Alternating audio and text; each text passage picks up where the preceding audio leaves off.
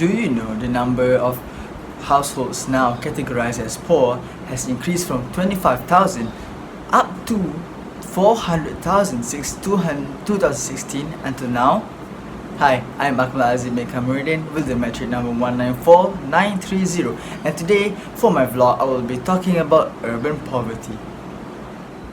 So I've been interested in this topic since recently around the news that economists in Malaysia are trying to figure out what are they going to do if Malaysia has a second wave of pandemic and also undergoes a second MCO, or also known as the Movement Control Order. So because of that, I began interested and searched through a few websites and online articles and begin to dig more about this issue. So today I would talk about the types of poverty in Malaysia, why does it happen, and how can we all help to come to this issue. Stay tuned. So before I continue, we need to know what's poverty, right? So according to Britannica.com, poverty means that the state of one who's lacking a usual or socially acceptable amount of money or material possession. So there are lots of types of poverty, but today in my vlog I would like to talk about two main poverty that is happening in Malaysia, which is the urban poverty and rural poverty. But I'm going to focus on the urban poverty most. So the main question, what causes urban poverty? In my personal and humble opinion, I know that there will be lots of factors that could affect on the uprise of urban poverty in Malaysia, but today I will be talking about two main factors, which are the increase in unemployment in Malaysia and also the process of urbanization. By explaining the factors to the audience, I hope that it will be an eye opener for all of us about this current issue. Alright, for the first point, unemployment in Malaysia. Basically it means that most of us Malaysian citizens won't have a job. And we hear almost every year that the unemployment rate in Malaysia has been increasing. I think some of us could relate if we have brothers and sisters who graduated from university but still fail to find a job. So why does this happen anyway? One of them being that the influx of foreign workers coming into the country is at a huge amount since 2016-2020. When foreigners come inside Malaysia to work, the job openings for Malaysian citizens will slowly decrease. Not only that, but also the salary offered by NGO companies, which could be quite low comparing to the inflation rate, is also something we should consider. This basically means that it will make fresh graduates feeling reluctant to work, since it's not fair on how much they are being paid compared to what they learn in university. Alright, so that's basically my first point.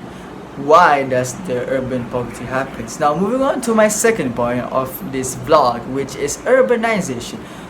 By definition, again from Britannica.com, urbanization means that the process of which large numbers of people become permanently concentrated in relatively small areas, or basically when a city is formed. Alright, as the definition stated, the process of people migrating from village to the main cities in Malaysia has been increasing throughout the decades in purpose of people trying to find work.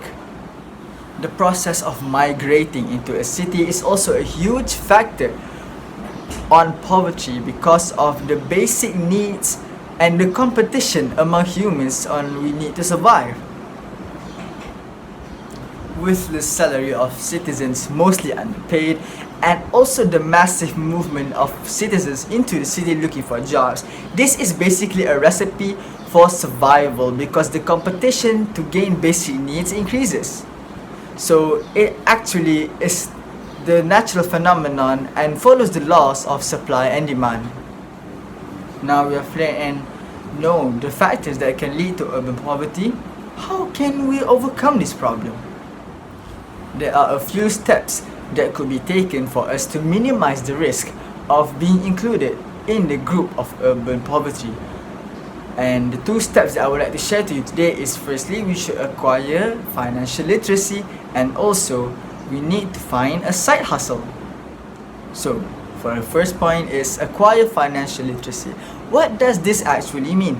No, it does not mean that you have to go to university and take finance courses, because it just does not make sense, right? So basically, financial literacy is the way or the knowledge that you know how to save your money.